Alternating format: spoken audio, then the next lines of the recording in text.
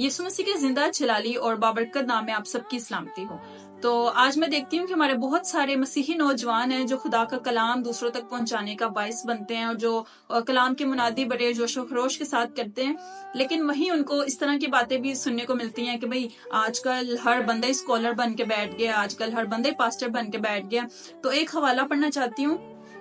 इफ्सियों 4 बाब की 11 आयत। और उसी ने बास को रसूल और बास को नबी और बास को मुबशर और बास को चरवाहा और उस्ताद बनाकर दे दिया, ताकि मुकद्दस लोग कामिल बने और खिदमत गुजारी का काम किया जाए और मसीह का बदन तरक्की पाए। और इसी के साथ मैं ये कहना चाहती हूँ कि जरूरी नहीं है कि हर कोई पास्टर ही हो। अगर कोई बंदा जिसके पास खुदा के कलाम का नॉलेज है और वो एक उस्ताद बन के दूसरों को सिखाता है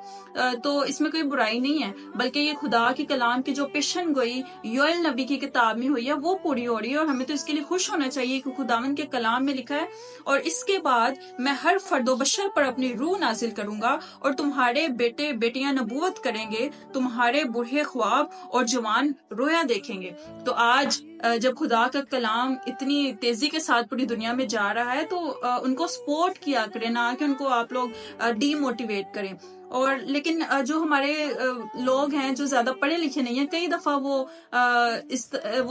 समझ लेते हैं कि जो बात किसी एक बंदे ने कह दी है वही ट्रूथ है और वो लास्ट है, उसके आगे कोई बात नहीं है। मैं सिर्फ इतना कहना चाहती हूँ कि आज जरूरत है कि हम लोग सिर्फ एक बात सुनी सुनाई बात पर उसको सच समझ के ना बैठ जाएं, बल्कि उसकी तहकीक किया करें। जिस तरह अमाल की किताब में भी लिखा है ना, अमाल की किताब उसका 17 बाब और उसकी 11 आयत, ये लोग थस्सलुनीकियों के यहूदियों से नेक जात थे,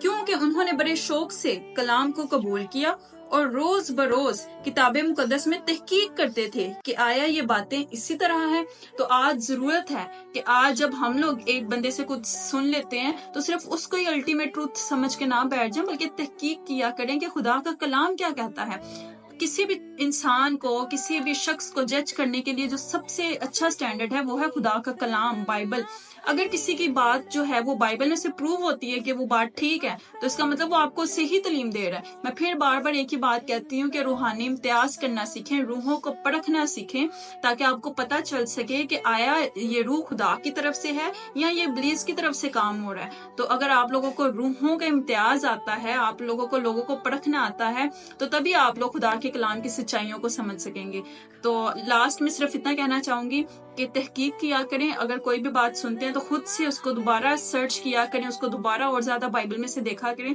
ताकि आप लोग खुद समझ पाएं कि कलाम की असल हकीकत क्या है। ऐसे हर किसी के पीछे लगकर हर किसी को सच समझ लेना